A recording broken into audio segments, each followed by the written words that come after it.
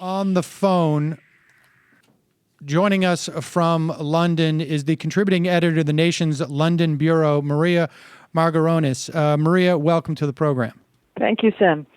So I want to get to what's happening in Greece, but before we do, obviously a major attack in Paris this morning, yes. And we still have 3 armed gunmen at large. It's the identities of whom are unclear.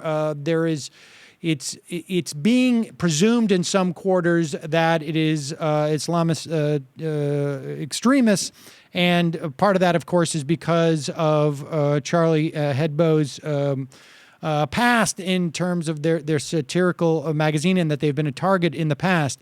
But give us a sense of, I mean, if there's any information that you might be getting over there that we might not, but also contextualize this. What could be the potential implications of something like this? Well, obviously, it's really a terrible, terrible thing. It feels very close from here, not only because it's in Paris, but because this is a newspaper. And, the first thing you think of, obviously, is the people and the families involved. But also, my concern is that this might, further fan the flames of Islamophobia in Europe, but also be used to further restrict everyone's civil liberties in the name of preventing terrorism. And my sense is that, broadly speaking, this is a particularly since the 2008 financial crisis, and perhaps even perhaps a little bit past that, as it begins to be absorbed into the fabric of Europe, that this is a particularly, a vulnerable time for Europe in that respect. It's a very vulnerable time because the response to the economic and social and political crisis in Europe has been the fragmentation of mainstream politics, both towards the left and towards the right. So we have the rise of far-right parties in many European countries. We have xenophobia, and episodes like this do encourage those far-right groups. What are the chances? Then it's the National Front in France. Yes. What are the chances that the National Front could actually, get into a position of power? I think slim. I think in France, very slim. But it's not, I think the effect of the rise of the far right in countries like France, which are pretty stable, is more that they push politics to the right. For instance, in Britain, even, where we've more or less got rid of the extreme right British National Party as an electoral force, we now have the United Kingdom Independence Party, which is also a xenophobic party, but in a polite form, which is pushing the mainstream politics of the conservative Liberal Democrat coalition much more towards an anti-immigrant stance. And broadly speaking, and we'll turn to Greece, but broadly speaking, when we see the influence of these far right groups on the politics, are we also seeing influence of left wing groups? In other words, are we seeing it sort of like the right wing's politics of nationalism is not necessarily in direct conflict with the left's influence of some type of economic populism?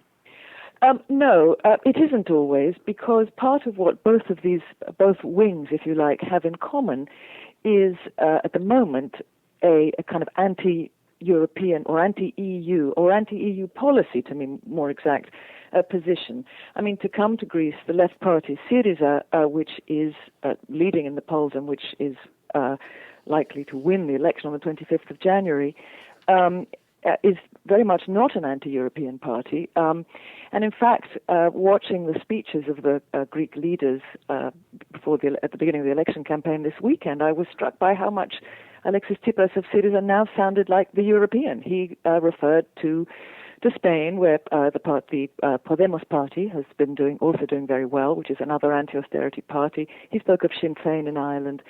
So what we're seeing is an attempt, really, by these left parties to change the nature of Europe back to the ideal that some of us had some years ago, that it would be a Europe for the people rather than a Europe for the banks, if you like. All right, so let's talk about Greece. Just give us a little bit. I mean, I think most people are somewhat familiar with what has transpired in Greece since 2008, more or less, but and particularly in the last 3 years. But give us a sense of just how desperate things have been in Greece, and what measures have been imposed upon them by the European Union, and I guess really ultimately Germany. Yes, and also by the IMF. Well, Greece has seen a complete economic and also political collapse, which began with former Socialist Prime Minister George Papandreou calling for a bailout from the EU and the IMF, which came with the imposition of a fierce austerity program, wage cuts, pension cuts, tax rises, and people in Greece have really had their lives turned upside down. And I'm not just talking about working class people or poor people, I'm talking about the middle class. We now have an unemployment rate of about 25%, close to 60% for young people. The whole way Greece feels and the fabric of the society has changed, and the two mainstream political parties, New Democracy, the Conservatives, and PASOK, the Socialists, which alternated in power really since the fall of the dictatorship in 1974, have completely lost people's trust. PASOK has tanked to the point where it may not even scrape into parliament in the next election. New Democracy is currently in government in coalition with PASOK, but it's lost the people's trust almost completely. And just to explain to people, I mean, when these austerity policies, just explain to us of the dynamic in which these austerity policies were forced upon Greece. Well, the dynamic was quite simple. You either impose these policies or you don't get the money, and there is successive Greek governments also imposed these policies in the most inequitable way, not wanting to discomfort their own political clients, because we've had a long tradition in Greece of jobs for votes, of favors given by politicians. So the cuts, for example, that were made, that instead of restructuring the public sector, we've had wage cuts across the board. We've had layoffs of some of the most vulnerable groups, school caretakers, the cleaners of the Greek finance ministry who clean all the tax offices around the country. So that's also been a source of great resentment, that many people in Greece would agree, almost everyone would agree, that reform is necessary. But instead of reform, we've basically had cuts. And of course, the leverage point here is that Greece does not control their own currency, so there was no way for them to devalue their currency to basically pay their way out of this. Right. There's no other way to get out of this except either by leaving the euro, which the majority of Greeks have always been very reluctant to do because the consequences have been very unclear and frightening. Potentially frightening. Greece is a net importer of food, of oil, of all these things, which would have become very expensive if Greece were to leave the euro, or to either go with this program or renegotiate it. And I think what's happened now is that because of a general shift in the political climate, where austerity is now being seen as a failure, not only by the left but by very mainstream economists, it's become much more possible for a party like Syriza to say, well, we're going to renegotiate, we're going to play hardball with the Europeans. It's a risk, obviously, and there is quite a big scare campaign going on to suggest to the Greeks that if they vote the wrong way, they might end up in terrible trouble. But this is a moment where it's beginning to seem possible to do something different. Not just in Greece, but across Europe as a whole. Well, I mean, what is that? What is that terrible trouble? I mean, I'm curious. It's like you're looking at 25% unemployment rate, 60% for youth. Like, what is? I mean, I get the idea that, like, you could be going from the frying pan into the fire, as we say. But what is that fire that? What is the fire? It's a very good question. I suppose the fire is a sudden hard default, ejection from the euro, having to revert to the drachma, and then not being able to import food and energy. But it's looking increasingly unlikely that would happen. And the other trouble, my biggest worry, is that if Syriza does come to power and then things go badly wrong, then what happens? And that's the cliff, the possible cliff that I can see. But I have a feeling, having watched these speeches over the weekend and seen where the energy was, and really having seen how far Syriza has come in terms of coming up with coherent policies, being willing to negotiate, to moderate its tones in the right places, talking about reform, talking about ending corruption. I felt much more positive after that. And I feel like that's the way the wind is blowing. And I think that even the Germans will recognize that. I'm curious as to the sort of the overall sense of austerity in Europe. I mean, I recall in 2011, being on different pontificating panels in our media where people would say, like, well, now we have a perfect experiment. We're watching austerity in Europe. We're going to know in the next year or two whether this works out. And I remember specifically being asked, do you think that we're going to take a lesson from that? And I remember saying, no, of course not. Not if it doesn't work out. We'll never hear anything about it again. And to a large extent in this country, you hear very little about the perception of the austerity policies, whether or not we're in a point where it is the conventional wisdom has shifted. It's hard to say. But having seen the effects from close up, you either look at the numbers or you look at the people. If you look at the balance sheets, Greece is now running a primary surplus. The economy is beginning to very slowly turn around. But the social and political effects of this have been completely devastating. We've had the rise of a neo-Nazi party. We've had the collapse of people's lives, families, etc. What price are you prepared to pay to make the numbers look right? And I guess you're also, when you talk about 25% unemployment, you're subsidizing. I mean, these surpluses and these cuts, obviously the cuts that have come to the social services, have all been basically extracted from the population, right? Absolutely. And if you look also at where we could balance the budget money, anywhere if we all went into a line and emptied our pockets and just and put it towards the balance sheet.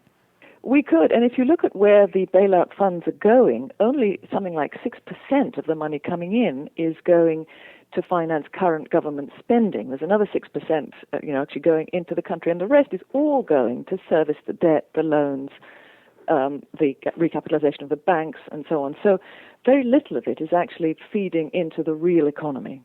So is the concern that exists, with those people who are threatening with, bad things will happen if you elect Syriza, is the fear that is promoting or instigating those type of sort of vague threats or warnings, is the fear about Greece, or is it fear that it will act as a contagion and it will spark sort of a movement that may go next into Spain, and then from there, who knows?